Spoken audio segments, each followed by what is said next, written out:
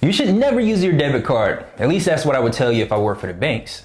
My name is Darius. And I'm Carmen. Guess what? In this video, we are going to share with you the reason why the banks offer you the products and services that they have. Now remember, we are not mad at the banks. We're just trying to figure out how they flipping money because we want to flip money the same way they're doing it. Yeah, don't take anything that we're saying as like a bash against the banks. If anything, we just want to, like Carmen said, inform you so we can start kind of doing some similar things, because with education and knowledge comes the potential of power. So the more knowledge we have, the better we can position ourselves to take advantage of these specific situations or specific scenarios, so we can put ourselves in a good light for our future. Now let's first start off with making sure that we're all on the same page and you understand that the banks are in business to make money.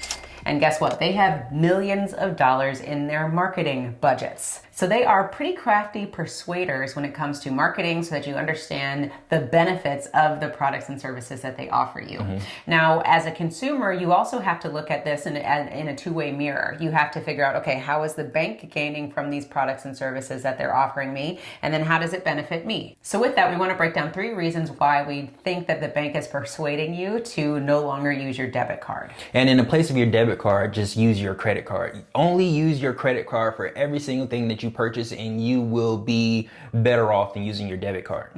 So the very first point that they present to you is the protection. Yes. Payment protection. And payment protection is great, you know, especially when you go overseas. You don't have to worry about, you know, expenses or shady transactions, fees overseas. You don't have to worry about changing your cash over to a different currency. It's all taken care of with your credit card. And in addition to using credit cards instead of debit cards, with the purchase protection is if for whatever reason somebody swipes money from your credit card, the banks will replace the funds. Yeah. Whereas if you use your debit card, it's a more arduous process to try to recover those funds. I know it is possible to recover them, but the credit cards replace them, the banks replace those funds on the credit cards a lot faster than they do the debit cards. Right. And why is that? Well, it's because they are able to charge you for, you know, just fees and things of that nature, which they can't charge you on your debit card. Now, if they charge you that stuff on your debit card, then they may offer that. It comes with a cost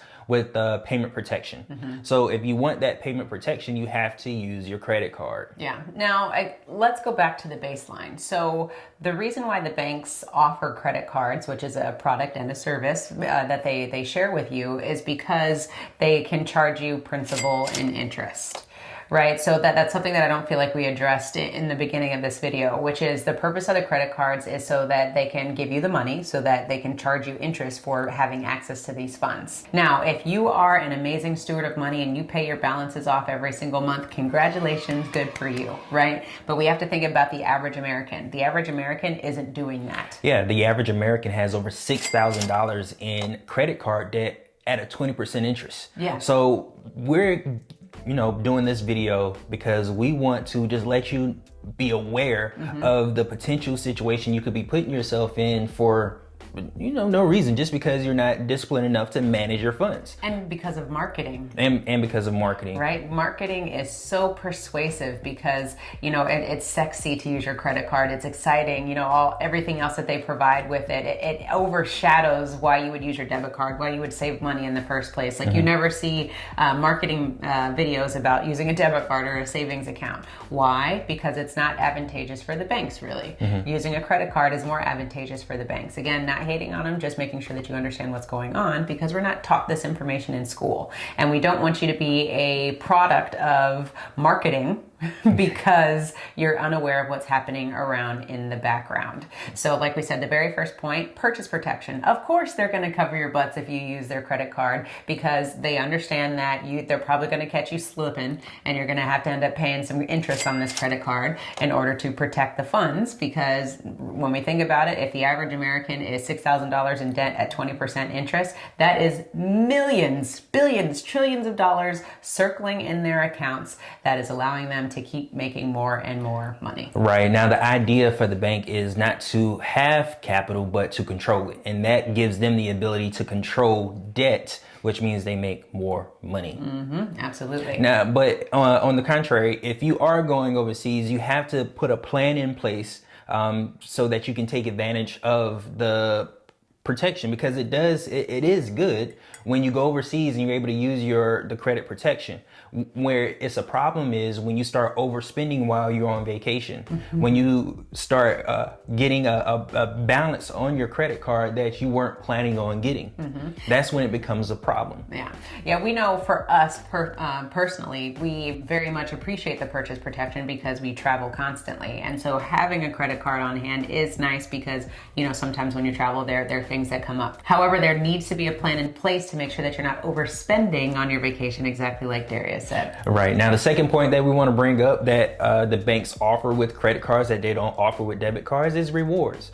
A lot of times, and a lot of people we speak to say they only use their credit card because they want to get all those travel points. They want to get all those rewards. They get the 2 miles back for every dollar they spend. Now, that's not free. You have to spend the money in order to benefit from those rewards. But that's just another perk that the banks offer so that you can get into debt. Yeah, and you have to understand the ratio behind your spending versus the rewards that they give you, right? You have to spend quite a significant amount of money in order for those points to add up and you be able to take advantage of something. Because, 200, 500 points is going to buy you maybe a razor, maybe a Schick razor on the gift registry site. So you have to, again, remember, if I'm going to spend X amount of dollars on this credit card, again, possibly in principal and interest, then the banks are going to reward me for all this spending that I'm doing on their card. So again, think about these things. I have to spend money in order to get the rewards. Does it make sense for you to spend money to get the rewards? Because now you're lining someone else's pockets instead of your own. Instead of using those funds to either pay yourself first or create your own banking system, you're continuing to allow the banks to circulate your funds and gain more and more interest from you.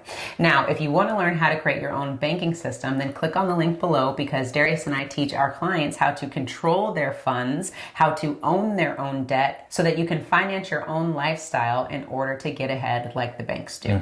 And one thing that I want to bring up about the rewards is sometimes they give you a deadline on when you can use those rewards. Yes, good point. So what it does is it creates a sense of urgency in your mind that you need to use this card or you lose those points or lose that opportunity to benefit from it. So that's another basically strategy in which they use to get you to buy stuff on your credit card that maybe you wouldn't have normally bought on your credit card, or maybe you wouldn't have normally used a credit card or purchase in the first place.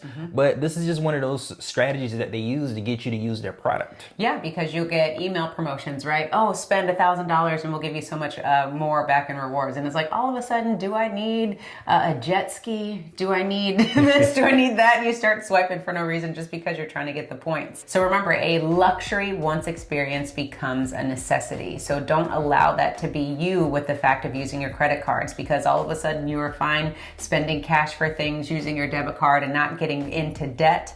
Now all of a sudden this luxury is a necessity because you're on the hook for points. It's almost like a drug. You're just like, oh, how can I get more points so that I can redeem this, and do this? So remember, the only reason why the points are out there in the first place is because the banks are making millions of dollars off of the money that we're circulating. Right, and really they're making millions of dollars off of the fact that you didn't have a plan in which you'll use those credit cards for a particular purchase or for a particular experience. That's what they're really banking on when it comes to 78% of Americans have credit card debt. That's a reason. There's a reason why, because we're not disciplined or we don't have a plan in place in order to manage our expenses. Good point. There's no strategic spending being happening. Now, again, for those of you who are using debt to leverage and make money from it, we're not talking to you. We're talking to the consumer. Right, because you have a plan. You have a plan in which you're using debt. We're talking to the people who don't have a plan. Who are emotional.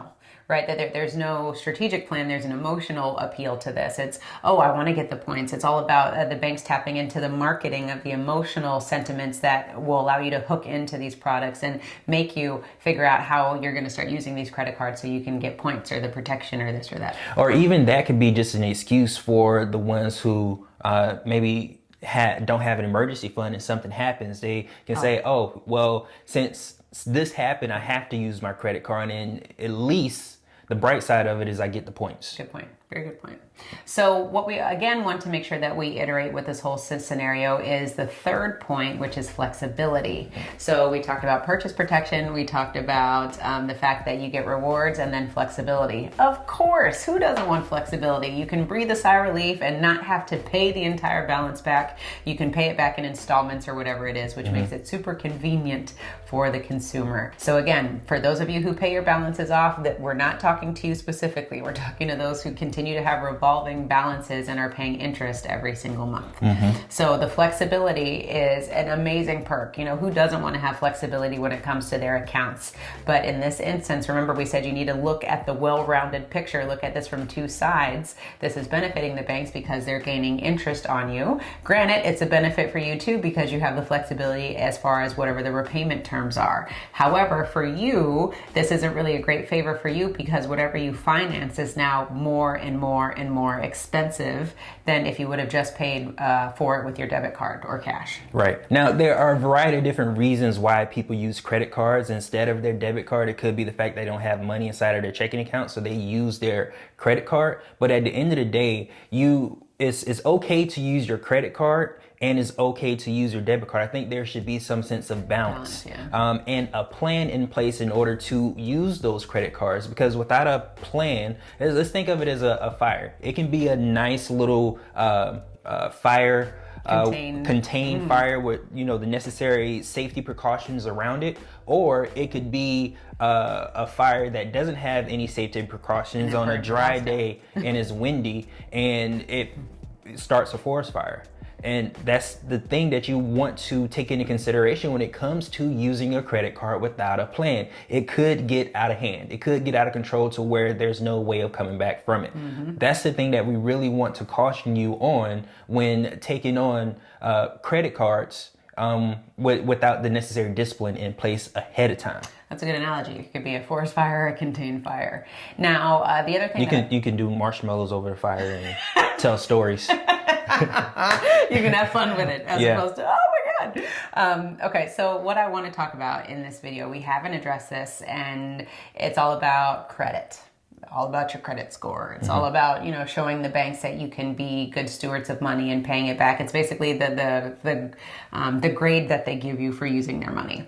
And remember, the banks are in business to make money. So now all of a sudden our government, you know, everything is controlled by this credit. You can't buy XYZ without showing that you have credit, without having good history and things like that. Just think about the system that is in place. Again, good, bad, indifferent, whatever it is, just think about the system that is in place and how it is affecting you and your spending. Because we get a lot of people that go, hey, Carmen and Darius, I have an 800 credit score. I have a 750 credit score, whatever it is. And we're like, great. You're basically just showing the banks, again, that you're such a good steward of money, which is good, meaning you're disciplined. However, again, think about all of the money that you're continuing to circulate in their accounts, in their systems, and that you're being rewarded by this credit score. Again, we're not saying anything is wrong with it, but just start thinking about these things because, like I said earlier, we're not taught this information in school. However, we are on the hook for being able to buy products and services, our utility bills, whatever it is, because we have to show that we have a good credit score. And what that is doing is, like Darius said earlier, the banks are controlling the funds. Yeah. And you know, you mentioned the government. That would be an example of who not to copy, because because the government has the most debt, you know, in the world. You know, when you look at our deficit, they have debt. They owe all these other countries money because they haven't been able to control their spending. So when it comes to a business that has money, the banks the government actually goes into debt to bail out the banks. Why is that? Because they want to control spending. It's all about getting you into more debt, not necessarily have you control your funds. So when we think about even the stimulus, the point of a stimulus is to stimulate spending. It is to make sure that money continues to circulate, and the only way money continues to circulate is through debt. So it's not for us, it's for someone else. You can decide who that's for, but it's not for you. Yeah, and what we'll do right now, we'll put on the screen the U.S. debt clock so that you can see the average debt that the U.S. government is in, how much household debt, mortgage debt there is, how much credit card debt, and how much student debt there is. Just take a look at the numbers on the screen, and this is just going to allow you to recognize how valuable debt is to our economy, because the banks and the government are making so much money from us as consumers because of all the principal and interest that is circling around. So now take a minute and ask yourself, how are you contributing to the numbers that you just saw on the screen? What is that doing to your household economy? Is any of that money coming back to you or is it going somewhere else? And if you want to figure out a plan to get that money to come back to you, then again, click on the link below and look at your resources and whatever the options are that you have so that you can start controlling more of your spending, controlling more of the wealth that is leaving your household every single day so that you can leave a legacy for your family. Right. Now, one of the things that Carmen's mentioning is the fact that, debt itself is going to someone. It's a liability to you, but it's an asset for somebody else. So how can you turn that asset, that liability, your liability, into an asset? How can you position yourself so that instead of you owing the bank money, you owe yourself? Or you owe someone in your family. The way we go about doing this is using the examples that the bank provides for us and applying it to our own families. That's, if it's just a husband and wife, even better if it's a family, because every bank is owned by a family. When you think about it, when you look at some of the major banks in the world, it's named after an individual. Or the community banks are started by a group of people. Yeah. So it all goes up to a group of individuals that own this process or this banking system. You can absolutely do the exact same thing on your own scale without having to invest $12 million or $20 million into starting your own bank. The idea is to use the processes that you have around you for yourself. So like we said in this whole video, we're saying do not use your debit card because this is what the banks are telling you. So we want you to take this information, learn from it, and anytime a credit card is thrown your way, start thinking about the reasons why this credit card is offered to you and whether or not you're going to contribute to your own economy or the overall economy as a whole with the government and how you're going to allow them to continue to make money from you. So what are you going to do about it? Now that you know this information, you can't unlearn it. So what are you going to do? Well, one thing I do want you to do is check out our next video where we talk about how to become your own bank so that you can start taking some of these processes and applying it to yourself. And don't forget to own your own lifestyle. Or the banks will.